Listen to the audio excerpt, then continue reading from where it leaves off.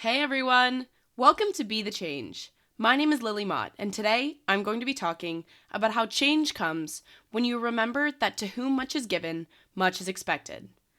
I cannot believe I'm saying this right now, but this is the 100th episode of Be the Change podcast.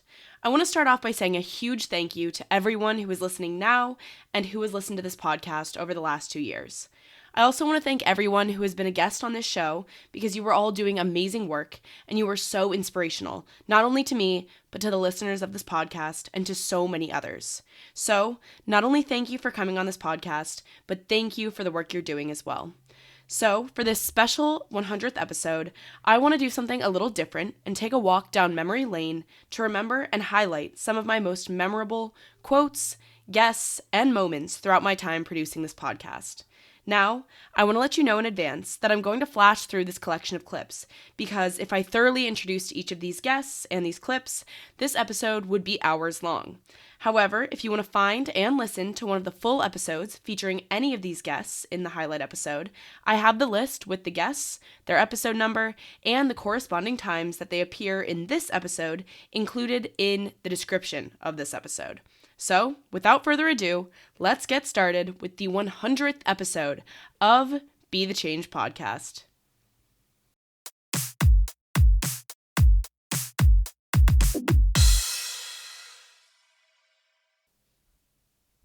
When I was 14 years old, summer going into my freshman year of high school, my older brother passed away after going to a party and combining the prescription drug Xanax with alcohol. And after he passed away, you're kind of in this place where you don't really know what to do with yourself. You have like a billion questions. Was this something I missed? Was this something that we could have prevented? And we kind of invited all of his friends over to sit with us in our basement, just looking for answers. My parents are phenomenal people, love them, and they weren't really looking for somebody to blame. They just wanted an explanation because it was really out of nowhere. My brother didn't have a history with substance abuse or addiction or anything. He kind of was the typical college kid. So we invited his friends over, and the overwhelming response was, we just don't know how this happened. We don't get it. We don't know how it was him. He was never the kid that we were ever concerned about. I'm trying to think. Two big things that come to mind. It's honestly like put yourself out there and gain all those experiences to really understand and really find your passion. Because sometimes you may know what you really want to focus your time and effort on, or sometimes you may not. And the best way to really understand and validate that is really put yourself with all those different experiences. Get involved, volunteer, anything that you can do, big or small, to really gain those experiences and really gain those insights, I think will help you understand what it is that truly is that true calling that you want to do. And even from a day-to-day standpoint, never failing to realize that like the interactions we have with people around you can also serve as an opportunity to make an impact. Because like I said earlier, right, it's like if you're able to make one person's day, like that person is going to get so impacted that they're going to, hopefully have a positive influence on those around them that they interact with that day. And then those people will have that, and you'll notice like they'll create that ripple effect of change. I'm passionate about so many issues, and I advocate for so many issues, whether it's education, the environment, homelessness, anti-bullying, mental health, you name it. But truly the biggest issue that I like to think that I'm an activist for is activism itself. So inspiring people to be the change that they want to see in the world, and inspiring people to take that step and do something and take action on the issues that they're passionate about. And I like to think that I kind of help people and push people to take that nudge just to start, because when changing the world, the hardest thing that people have the hardest time with is starting. And so I just kind of teach people how to start and give people the tools and resources. And my greatest hope within all that I do is that if people see me learning and doing, then they will be inspired to learn and do themselves. And this is what I've been doing since I was 9 years old, and now I'm almost 18. I am at my core a unifier. I feel like I was put on this earth to bring people together, to have conversations that matter. And I've been on this journey for the past 6 years now, which is wild to think about. But it all started back in Wichita, Kansas, where I'm from. I grew up feeling like I was always the odd one out. I was the Jewish kid in my community, but I was the only Jewish kid. And so from an early age, I just felt different from a lot of my peers, and I wanted to make a difference in the world, but I didn't know how, and I felt like I didn't have a voice. So long story short, followed the yellow brick road to the University of Pennsylvania, started to break open that Midwestern echo chamber that I was brought up in, and started to realize that there were so many people on campus from all walks of life, but we only stayed in groups of people of who were like-minded. Everyone really stayed inside their identity groups. So I wanted to do something to change that. So I started an organization at Penn called Table Talk. The whole purpose was to bring people together outside of the classroom, become friends, and then started evolving Table Talk into a larger organization, spread it to over 80 college and high school campuses, and then realized that there was something larger here beyond the campus model. And thus, the Conversationalist was born in 2019, really to create a space for young people everywhere to come together and have conversations that matter. I am a 2019 graduate from Marjorie Stoneman Douglas High School, and that school is pretty known worldwide now, unfortunately, due to a shooting that our community experienced on February 14th, 2018, and it was my junior year of high school. And I was directly impacted by this shooting, being in the third classroom attacked by the gunman and having to hide underneath one of my murdered classmate bodies to survive. And since then, we've seen a national conversation arise around gun violence prevention, which sparked from my school, which kind of irritated me because I felt like the conversation was very one-sided, and it was very focused on mass shootings, which are not even 2% of gun violence. And I felt like folks were forgetting that people that look like me, Black and brown youth, are directly and disproportionately impacted by gun violence every single day. So I decided to speak out and share my platform with those in marginalized communities of color who deal with gun violence, just so folks could hear their stories, hear their experiences, and hear what resources that they need in their communities to prevent gun violence. I ended up battling a series of mental health issues, from performance anxiety to binge eating disorder to ultimately an episode of major depression, which was the lowest point in my life that I've since experienced. And in going through those things, I just was opened up to the conversation around mental health and how many people could struggle from this, and I thought were struggling for this, and specifically when it came to student athletes. Yeah, I have two. So one is from Dr. Seuss, and he as a person is problematic, but the quote is really great, and it goes, "You are you, that is truer than true. There is no one alive who is youer than you." And I'm pretty sure people have heard it. It's a fairly not niche quote, but I take that really personally because I think your journey is so unique, and I think something that a lot of activists experience is imposter syndrome, and it's really hard to overcome. It's really hard to realize that you're different and you're worth it and your journey is valuable. And so I think that quote really just made me realize that no one can be me, and I don't mean that in an egotistic way. It's more of my journey is just so unique to me, and everything I do can't really be compared to another person. And so I just need to keep striving and doing what I want to do best, and it'll all work out from there. And I don't need to compare myself to another person in order to be more successful. I think that quote really helped me with imposter syndrome and really framing myself in terms of how I can keep going on my journey without having to compare myself with others, if that makes sense. So I actually came out to my parents twice, because the first time was just really, really bad. I'm not sure if it was bad or just we just didn't talk about it, but it was winter break of sophomore year in high school. And by that time, I was already driving, I was already, not experimenting, but kind of cognizant of, my sexuality, or newly cognizant, because when you're 16, you don't really know. It was winter break, and my family and I always go to Mexico for Christmas. So we were eating dinner in Mexico on Christmas Eve, and I just had the sudden urge to tell my parents. So literally in the middle of dinner, like we're eating octopus or something, and I was like, "Hey, mom, dad, like I need to tell you something," and like I just told them, and like we talked about it for like a few hours, and then I thought everything was okay, but then like the day after we got home to Houston, they took me to the pediatrician because like I was a swimmer, so I was like, okay, it's just like a physical because I was still, in athletic season during that time. And like it was a regular checkup, it was a regular physical, and then like my parents get out of the room and my pediatrician comes in and he just says like, "Oh, your parents told me that like you think that you might be gay. Like I have a list of these therapists and you can choose from one of them." And like in that moment I was like, well, like I didn't really want them to tell anyone. Like I was still working through it myself. Let's see. I always tell people that I've been someone involved in justice work for all my life.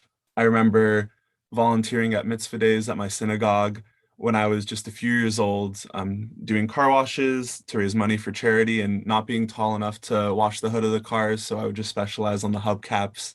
And as I got older, I learned more and more about inequality and systemic injustice, and I think those causes and the disproportionate way that minority communities are impacted by inequality in the United States has really like shaped my understanding over time. And I think that broader framework that I carry with me kind of shaped how I've processed my own trauma in relation to a lot of the issues I worked on. So, for example, when I was 13 years old, my grandfather, who I looked up to for a lot of my young life, committed suicide with a gun. And that was a deeply, deeply difficult, traumatic event for me. It was very difficult to know how to move forward and exist in the world after that. And it was through the community of amazing advocates and activists that I met in the GVP space that I really found a path for myself to not only process my own grief, but also work on this issue. I felt so much less alone seeing that my story was mirrored by so many other people, and we all could come together and try and fight the circumstances that led to our suffering and the suffering of our loved ones. Everyone needs to be heard. Everyone needs to feel valued at the, as a basic human desire is we all want to feel heard and loved and appreciated. And there shouldn't really ever be a reason for that to not be the case. And I think as you mature and grow more patient with listening to other people, and even specifically like engaging with people who you disagree with most of the time, really broadens your kind of train of thought and what you're able to accept versus not accept. So something I do that I found that's kind of like a good action item to the listeners is following Twitter accounts that you completely disagree with. I was talking to about this with a friend the other day. There's an account that I follow that is extremely bold and harsh that I rarely agree with the things that they tweet. But I love seeing what they tweet because I always feel this cognitive dissonance. I always feel like this makes me uncomfortable. I don't know if I agree with you, but like seeing it every day is such a great thought exercise. Some is like brain gymnastics of forcing yourself to empathize with someone else and understand where they're coming from, even if it's not your immediate reaction. My last shot was a project that I started working on in like June of 2018. And essentially the whole purpose around it was to use photography and kind of like this really strong message to get people's attention about specifically young people's awareness of gun violence and how much of a threat it poses on our futures. And so I took inspiration from Emmett Till and his death and how his parents used the images of his horrific murder to kind of bring attention to these civil rights issues that were happening. And the images of his death helped to spark the civil rights movement. So with my last shot, it's essentially young people acknowledging that gun violence is such a threat on our futures that we are okay with our images being used in case we are ever shot. The whole goal is so that that never happens, you know. We more want it to just be a messaging thing, but there's something really strong to be said, you know, when someone puts it on their student ID and they're aware that they can be killed wherever they are, unfortunately, but that's just our reality here in America. So that was my main inspiration and motivation to do the project. I've been doing a lot of work in mental health ever since I was 15. So from like 15 to 18 years old, I was doing a lot of work in policy change. I worked up in the Washington State Legislature. I worked in 2 legislation sessions, passing 1 bill in 2019. And then when I entered college, I was kind of like, okay, policy, super dope, super needed. It's super hard to be genuine. And I'm a very genuine, like, I feel like that's kind of like my motto, is to be the most genuine person I can be through capturing people's stories. So now then I switch into this research perspective where, again, I've been interviewing people from about 15 different countries so far of just how do you experience and feel and define mental health? And it's such an individual and cultural difference. So that's been the work that I've been doing this past year and a half. There's a quote that I really live by, which is, whether you think you can or you can't, you are 100% right. And I really believe that to be true. So for all the students who are, all the people out there who are thinking, this, I want to create change. I don't know where to begin. I don't know how to get started. I really think that the most important thing in doing anything in life is your mindset. Yeah, sure. So basically, I grew up in a community where, sports is a very important part of the culture. It's like in Latin America, it's the main sports in the country. And I used to play with my cousins when I was younger, attend football games, and I used to always play during weekends with my cousins and my uncles, and also during Ramadan nights with my neighbors. But when puberty kind of hit me, I just saw that people's treatment to me really changed. You're just considered as a woman and you shouldn't be playing sports. You're growing up, it's not for you anymore. You should focus on other things that are more feminine, or that fits more the woman image the stereotype about women that we have in our society. And even though one of the problems that I used to face, really, really small problems, in middle school, in Morocco, the only sports that is limited to girls is basketball. Girls don't play soccer. So basically the physical education teacher would train girls to play basketball and the boys to play soccer. And I was pretty aggressive while playing basketball. I wasn't doing it on purpose, not gonna lie. I wanted him to put me in the soccer team, so I was kind of playing aggressively, and the girls would complain about me playing very aggressively. So he was like, you know what, Rania, you're going to play with the boys. It was the party for me. I was like, yay, finally, it worked. Yeah, no, I love this. So I would say that to begin with, is a lot of us are indoctrinated by the systems we live in, whether that's culture, whether that's religion, whether that's capitalism, whether that's just our own family beliefs that we've grown up with. And in these beliefs and in these systems, there's often times of homophobia, transphobia, all the isms that exist that make us more fragmented as beings. And so what I talk about in unlearning was the first stage to recognize the pain and power that you may have been perpetuating, right? And especially myself in college, something that I feel that younger me was, and seeing a lot of college students around me, was this idea of call-in culture, right? Oh, you didn't say this correctly, you perpetuated this. And it's yes, I did perpetuate a lot and I need to address that I'm not perfect, and I'm working actively to be anti-racist, imperialist, and colonialist, because some of the values that I've been forced to adopt due to my survival is really toxic for my health and toxic for communities. And that takes decades of unlearning. And I think a lot of people really think unlearning is this beautiful process of I'm learning how to love myself again. It's you don't know how to love yourself until people hold you accountable for your errors. And that's when people run away. And that's the most hurtful, because I've had a lot of friends who when challenged by me, and they've challenged me too, it's they've chosen to really ignore me or take it as I'm hating them. And so there's moments where I think unlearning needs to be done a lot in the environmental movement to understand that the ideas of the crises we're facing isn't because of just humans being mean people. It's literally people in the system that have perpetuated white supremacist tendencies to inflict damage and to displace indigenous communities is what we're fighting against, this larger system, not necessarily white people. And so that is something that I feel like a lot of people are recognizing or trying to identify now.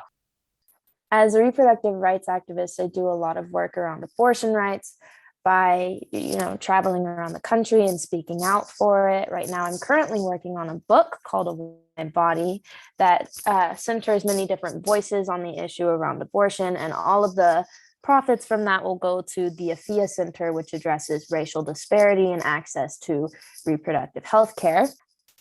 In addition to that, I also work on the board of directors at RAP, which is the largest national abortion fund in the States. And then let's see, as a musician, I'm currently working on a single right now that I'm hoping to drop soon. So that's me. I had one episode with Riel John Baptiste, and he said to me that your true self is your superpower. And I love that so much because we're afraid to be honest about who we are. Where with social media specifically, when you see everyone's great lives and how much they have and what they're doing, you tend to feel like you have to put on a face too, and you have to appear a certain way. And that's so draining. And when you're not living authentically and being honest with yourself about where you are and who you are, and you're not honest with those around you, and you're trying to hide behind a face that you think everyone's looking for and wants, it breaks you. And your real strength, your superpower, what you have to offer to the world, comes from who you are at your core. I didn't know that I wanted to go into engineering when I started college. I actually had no idea that girls could be engineers. To be frank, I didn't know it was an option for someone like me who enjoyed wearing makeup and getting dressed up and advocating for social causes and wearing high heels at the same time. I thought engineers were just the Sheldon Coopers of the world or the Bill Nye the Science Guys. And as cool as Bill Nye is, I don't want to discredit him. He's fantastic.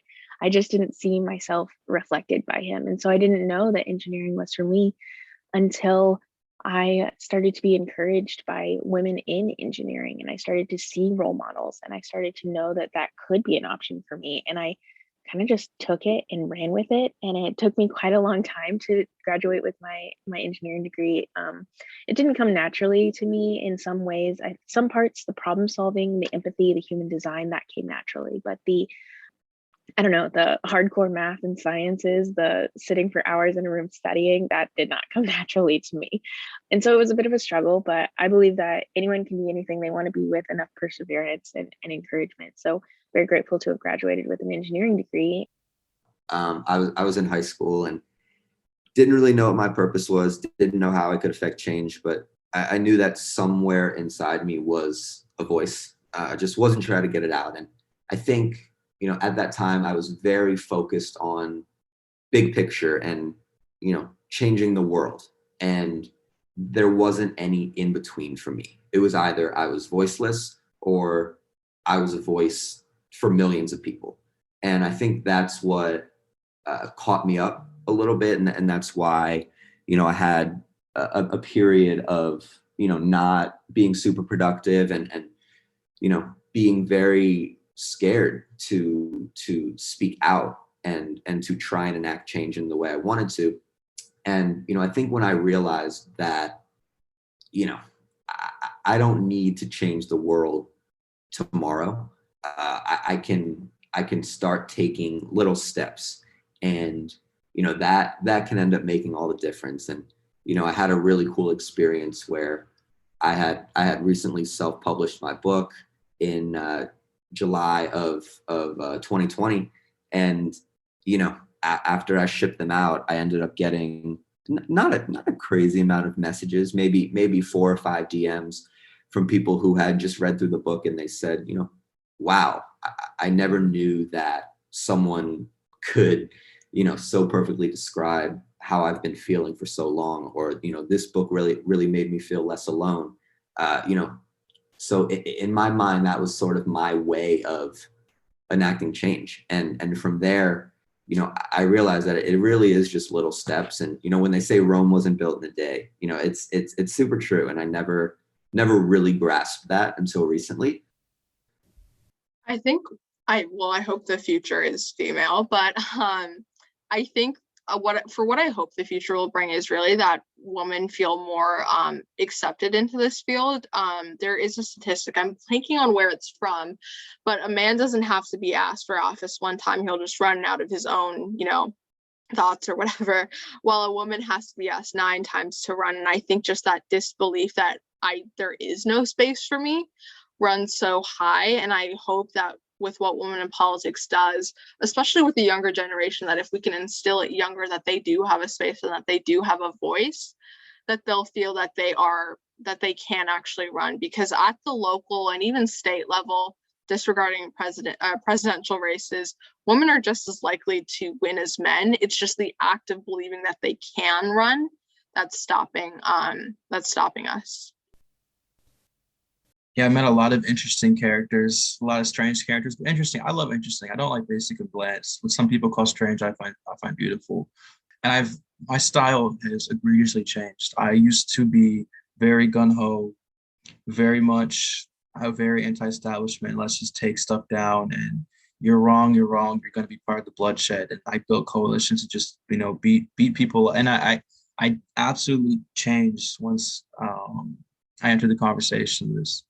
Because I grew up in an echo chamber where it's very, I'm honest, I'm registered independent, I vote left and right, but it's very far left where I live. And if you're anything else, you'll get slandered, bullied, dragged through the mud, canceled. And it made me resent and hate people that thought like that. And it shifted me to the other side. But then I realized after meeting people from all over the country that this happens to left-leaning people in backwoods Alabama. No offense to that, but I'm trying to say it's not a one-side issue, it's all sides. So it really opened my mind, and I'm like, why I need to be much better at listening and incorporating all people. It's not all about me and not a superstar. I need to take everybody into account. I was very humbled, very much more mellowed out, very I still like acting very quick, but I'm more patient now. I've matured. I really feel like that my leadership through meeting others has matured and become more practical and more reasonable through hearing all these other people's experiences, ideas, ideologies, and understanding that if you're in a leadership position, sometimes you have to make decisions on yourself because time permits that. But I really like to take almost everyone's considerations into place when a decision is made.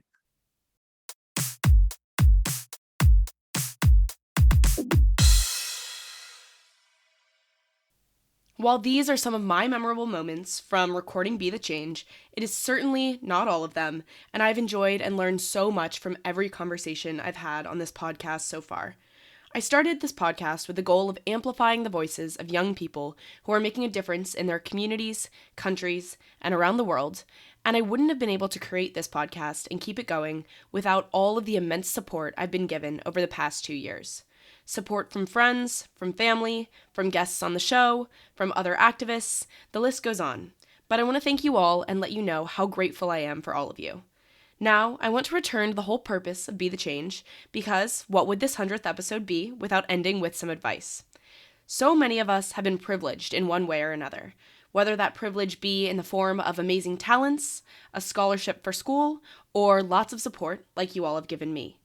For anyone listening who feels like they've been given a lot and can relate to what I'm saying, I believe that it is our duty, in turn, to take that support, those talents, all of those privileges we may have, and use them to make a difference in the lives of others. I challenge you all to think about all that you've been given, and think about how you can use those privileges, because change comes when you remember that to whom much is given, much is expected.